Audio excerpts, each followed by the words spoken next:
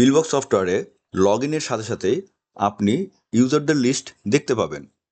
সকল ইউজারকে কয়েকটি স্ট্যাটাসে বিভক্ত করা হয়েছে, যেমন online, offline, disabled, subscribed, expired, emergency activation, আর্কাইভড।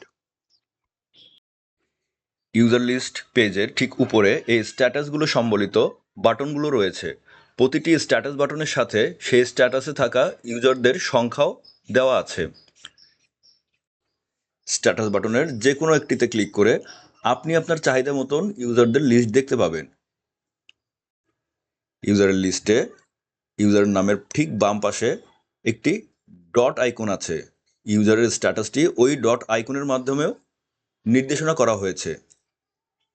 Online ইউজারের জন্য সবুজ, অফলাইন ইউজারের জন্য হলুদ এবং ডিসেবল ইউজারের জন্য কালো রঙের ডট দিয়ে মার্কিং করা হয়েছে।